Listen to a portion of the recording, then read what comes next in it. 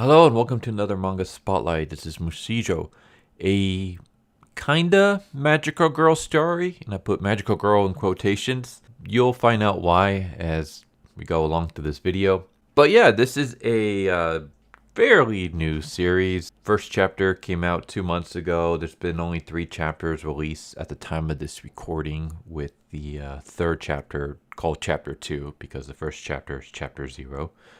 Released about a day ago. And well, let's go through the little summary in the beginning. The main character, Hinako Yomotsuki, is a high school girl who loves the anime Puri Puri and devotes all of her energy into otaku activities.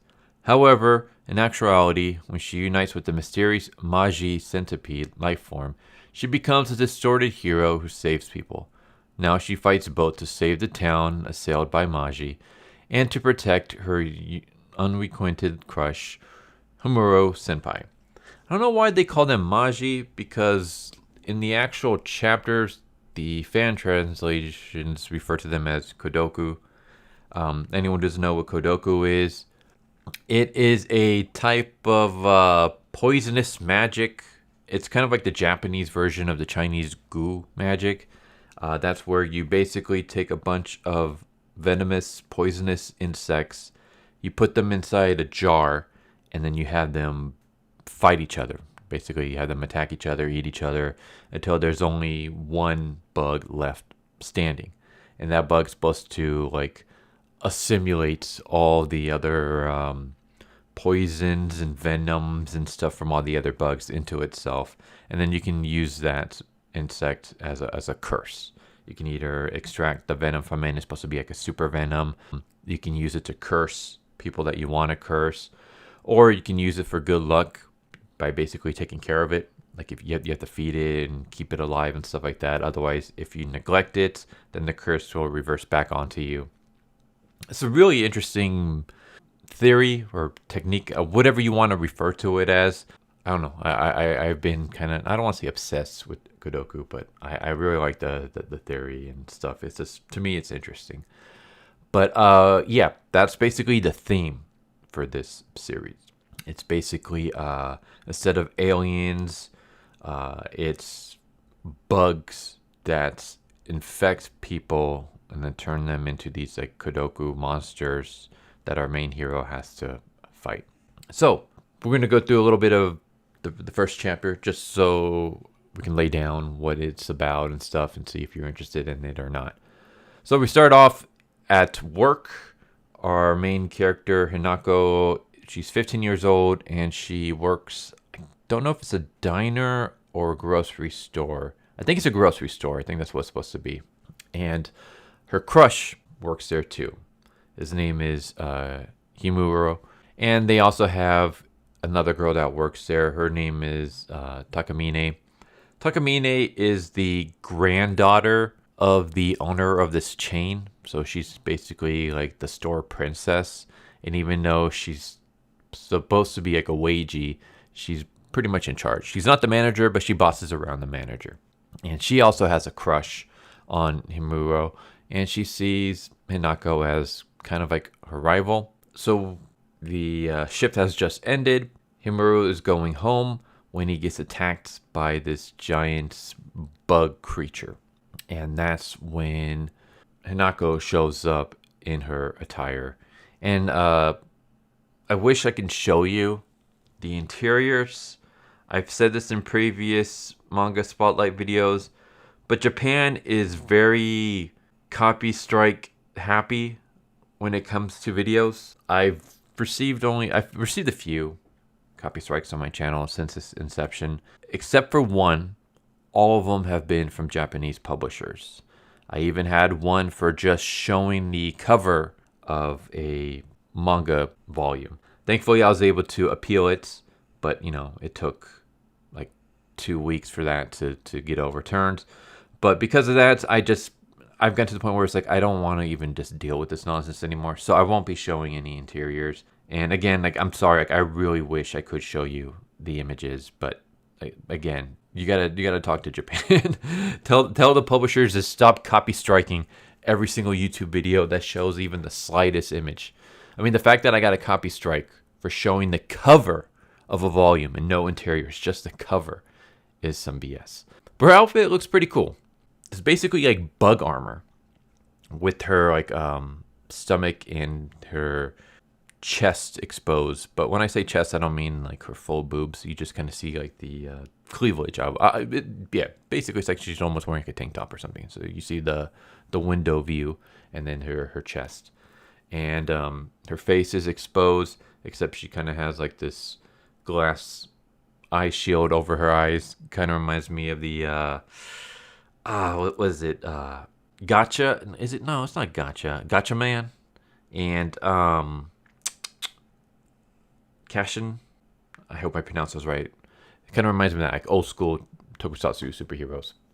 And she also has a scarf with the centipede. And the centipede's name is Momo. Momo is basically like her mascot. You know how every magical girl has her own mascot? Usually they're cute little mammals, mostly cats.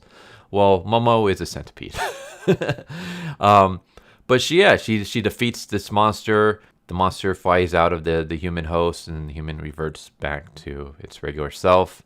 And she runs away. Like as Himoru is trying to talk to her, she gets too embarrassed and she runs away. And then we see her back at home, and she is a big Puri Puri fanatic. She's an otaku. So I was like, sweet, a main character who's an otaku girl. It's nice. But yeah, she loves shoujo anime. She's obsessed with Puri Puri. Puri Puri is basically this manga's in-universe version of Pretty Cure. So anyone's familiar with Pretty Cure and that, Magical Girl series, that's pretty much what Puri Puri is. So she's obsessed with that. She's always wanted to be one of those. And even Momo-chan's kind of like, what's wrong? You get to protect precious senpai. You get to do it as the beautiful girl transforming to a heroine, just like that, Puri thing that you love. Shouldn't you be happy right now?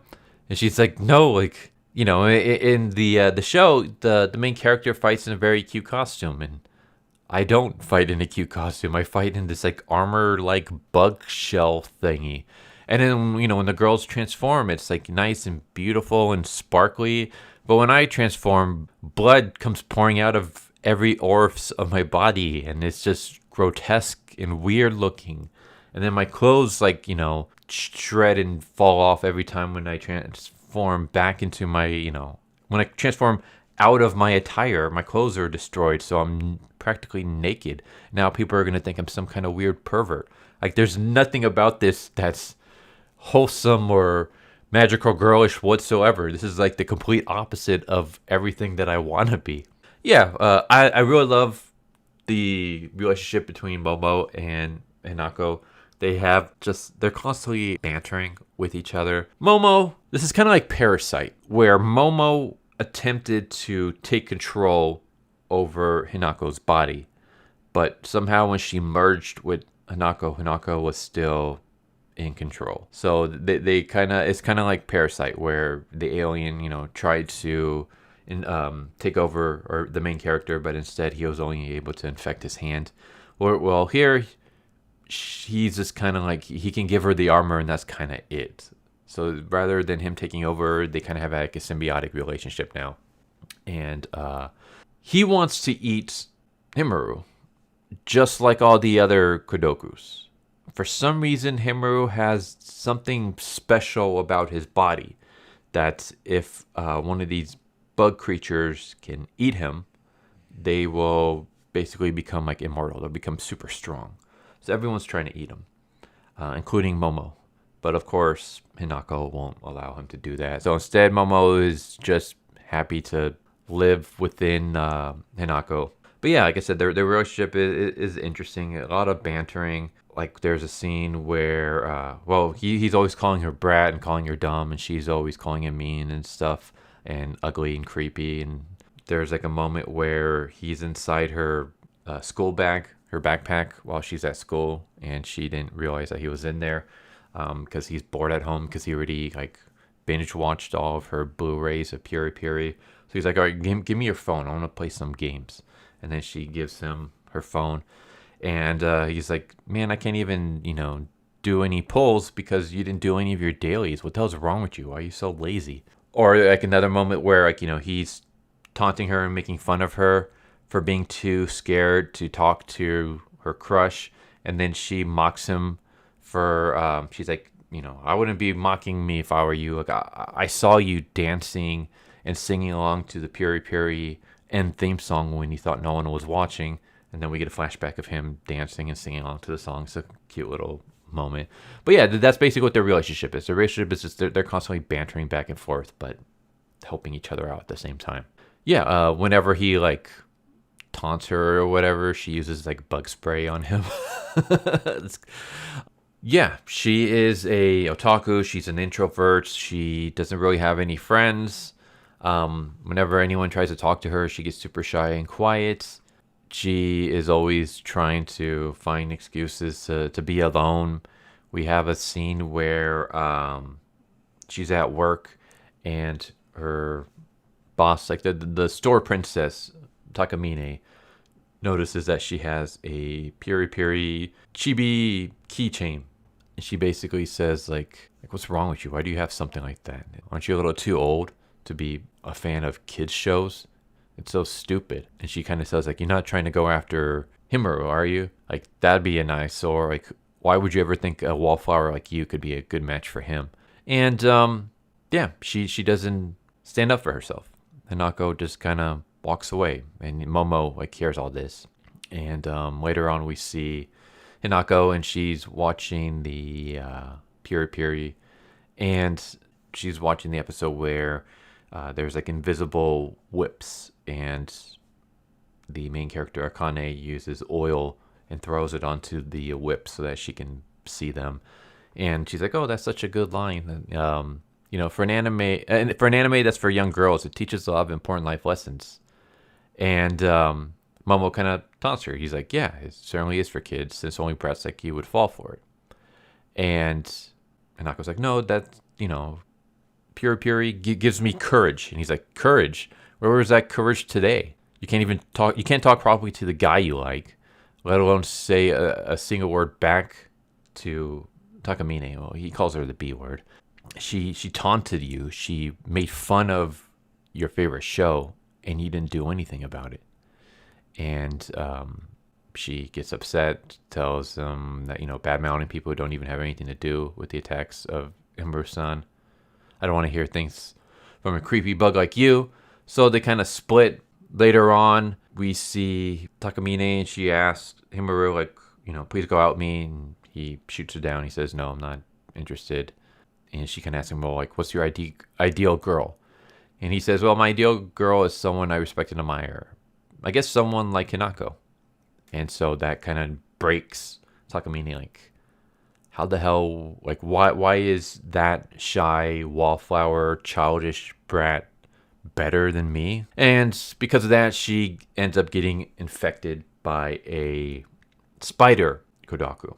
Hinako is walking down the streets when she sees that her work is being attacked, and she rushes in and she sees that Takamine has transformed into this, I won't lie, kind of sexy looking spider lady. And Hinako, she's like, well, I can't fight back because I told Momo to beat it. But if I don't do anything now, then Himoru's going to get eaten. Kind of like Akane in Puri Puri is willing to fight for the people she cares about, even when she lost her powers. I got to do the same. So she decides that she's going to fight back and try to save her crush, even though she has no powers. And, she grabs a fire extinguisher and tries to shoot it at the spider lady. When the spider lady destroys the floor below her and sends her falling down. And as she's falling, that's when Momo appears in front of her. She's like, well, looks like you got guts after all, brat. Let's work together. So they get back together. She transforms into her armored form, and she battles with the spider lady. And during the fight, she's receiving a bunch of wounds, and it turns out that there's basically a bunch of thin webs all over the place, a bunch of thin threads, and they're almost invisible to naked eye in a single cut. Like a single touch can like cut you, and they're all over the building. And so Hinako realizes, well, I can't see the threads. So she decides to borrow an idea that she just saw from the Puri Puri episode. So there's no oil around. So instead, what she does is she stabs herself, or she like uses the wounds on her body, and she basically throws her blood everywhere. So she's basically gushing her own blood so that her blood will land onto the threads, and then she can now see the threads. And she also throws a fire extinguisher that the spider lady blows up, and then as the smoke and stuff is going everywhere, she uses that to sneak up behind the spider lady and attack her. And she beats the crap out of the spider lady, knocks the spider out of Takamine. Takamine is now fine, but unconscious. Her crush Himoru is safe, but then she realizes that, crap, like I took so much damage, I bled too much, that Momo-chan cannot hold this form anymore, so her armor starts breaking apart. And unfortunately, when her armor breaks apart, she has nothing underneath. So her armor actually, other than her little Momo scarf and her little shield mask, everything from the neck down disappears and breaks apart just as Himoru shows up. So he basically sees her completely naked and, he's like, here, do you want this? And he takes off her jacket and hands it to her to cover up. And she freaks out, she grabs it, and she runs away before he can thank her or anything like that. And that's how the issue ends. The issue ends with her in bed crying and freaking out that her crush saw her naked and that he's going to think that she's some kind of exhibitionist with a fetish because her gear kind of looks like bondage gear. And there you go. So that's basically the first chapter.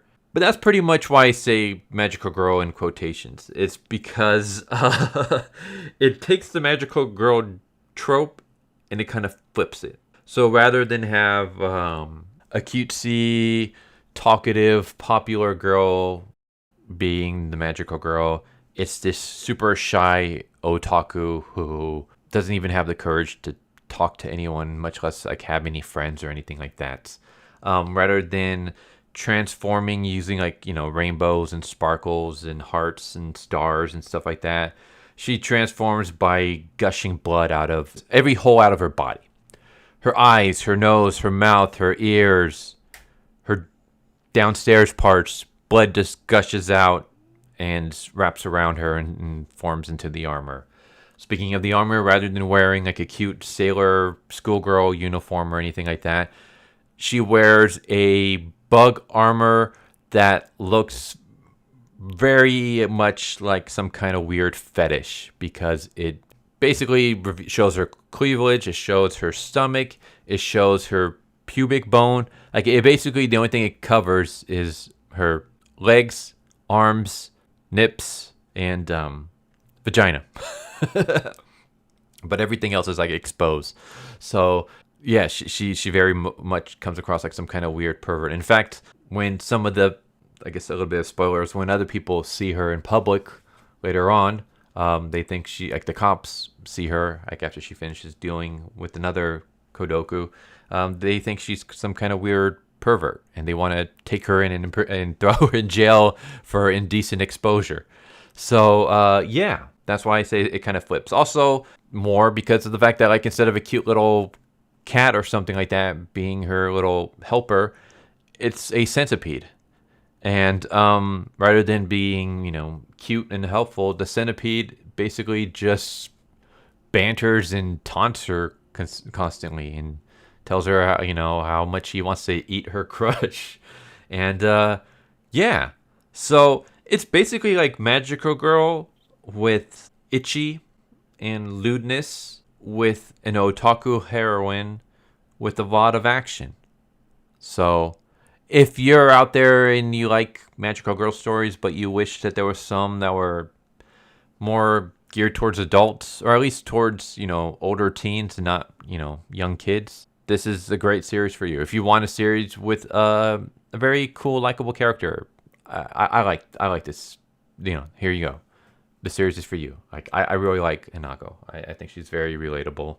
She's very cute in the like every time I see her, it's like, you know, you just want to pat her on the head and protect her. If you want like something with good action, the action scenes in this I think are pretty good.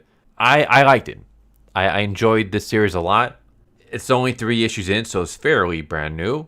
But I think it's off to a really good start. So yeah, go check it out. Once again, this is Mushijo. I will leave a link to where you can read it down in the description below. But yeah, hope you enjoyed the video. If you have any question, comments, recommendations for manga, comics, anything like that, let me know. And I'll see about, you know, checking it out. But yeah, other than that, hope you enjoyed. And, you know, take care. Hope to see you next time. Later. So what'd you guys think of that video? I hope you guys enjoyed. If you guys haven't already, please subscribe, hit that bell for notification, leave a like if you enjoyed the video. And if you didn't enjoy the video, thank you for watching it this far, and I hope the next video is more to your liking. Feel free to check out the playlist that you guys see, and I hope to see you guys next time. Later.